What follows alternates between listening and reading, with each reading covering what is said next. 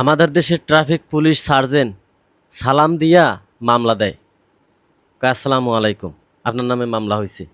কেমন মামলা? মানে আপনার গাড়ির রং পার্কিং, কিংবা উল্টা পথে আসা, হ্যাঁ, কিংবা আপনার গাড়ির কাগজ নাই, কিংবা যে কোনো একটা ভুল ধরতেই পারে পুলিশ। এই বাংলাদেশে যতগুলো গাড়ি চলে এমন কোনো গাড়ি নাই যে ভুল ধরতে না পারবে। হ্যাঁ, ধরতে পারবে, কিন্তু এই ভুলগুলো সংশোধন করার জন্য অনেক সময়ের প্রয়োজন। একটা গাড়ি যখন বিক্রি হয় শোরুমে, কিছু কাগজপাতি থাকে, ওগুলো রেডি করতে হয়, ওগুলো সময় লাগে। একটা ড্রাইভার যখন লাইসেন্স করে, ওই লাইসেন্সটা করতে অনেক সময় লাগে। কারণ সব জায়গায় তো ঘুষের খেলা, দুর্নীতির খেলা। এ বাংলাদেশের পুলিশ প্রশাসন, এ বাংলাদেশের মানুষ সবাই এক কোয়ালিটির, কেউ হার মানাইতে পারবে না।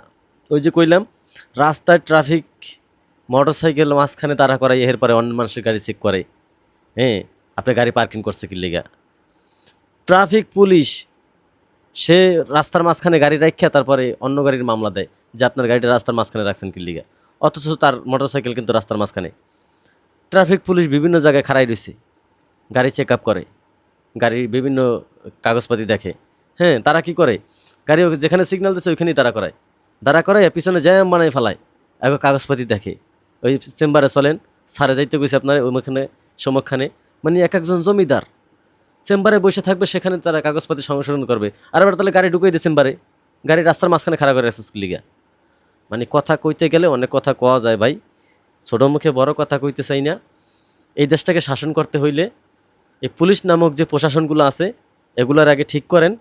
আর অন্য অন্য যাতে প্রশাসন আছে যেগুলো র্যাব, আর্মি, সেনাবাহিনী, ভাই এগুলো ঠিক করা লাগবে না, এগুলো ঠিক আছে। এগুলো কোনো দিন কমপ্লেন পাই নাই যে এই র্যাব কিংবা সেনাবাহিনী, হ্যাঁ, এগুলা এইটা করছে ওইটা করছে, এগুলোর কমপ্লেন নাই তো বাংলাদেশে। বাংলাদেশের বেশিরভাগ যেটা কমপ্লেন সেটা পুলিশের নামই বেশি। পুলিশ যেখানে গাড়ি দাঁড়া করায় মামলা দেয়, সেখানে মনে করেন যে পুরো জ্যাম বানাই ফেলায়। প্রত্যেকটা পয়েন্ট আপনি খেয়াল করে দেখবেন, যেখানে গাড়ি সিগন্যাল দেবে সেইখানেই গাড়ি দাঁড়া করাইবে। ওরা বলবে না আপনি গাড়িটা চাপাই খারান, বলবে না, ওই বলার সময় নাই, আগে কাগজ দেখি। ঠিক আছে? আর বাংলাদেশের মানুষও আছে, আপনারা যখন কাগজপাতি কমপ্লিট করতে দেন যে কোনো অফিসে কিংবা ড্রাইভিং লাইসেন্স যে কোনো কাগজ হোক, সরকারের কাছ থেকে কোনো সময় নেবেন না, টাকা দেবেন একাতে, কাজ হইব আর একাতে। কি কিছু বুঝছেন না? এক কথায় শেষ। তা না হলে কোনো মামলাও চলবে না। কোনো ট্রাফিক যদি আপনার ধরে কয় যে আজকে আপনার গাড়ির নামে মামলা হবে, আপনার ড্রাইভিং লাইসেন্স নাই, ঠিক আছে, আপনি মানবেন না। কারণ আপনাকে সময় দেওয়া হয়েছে, সেই সময়ের কাগজ দেওয়া হয়েছে, এই কাগজটা দিয়ে আপাতত চলেন, সেই কাগজ দেখাইলেও এখন ট্রাফিক ছাড়তে চায় না। আসলে এটার নাম বাংলাদেশ, বুঝছেন? এরকম দুর্নীতি পৃথিবীর কোনো প্রান্তে নাই। আমাদের বাংলাদেশে যেই পরিমাণ দুর্নীতি হয়। ভালো থাকবেন সবাই।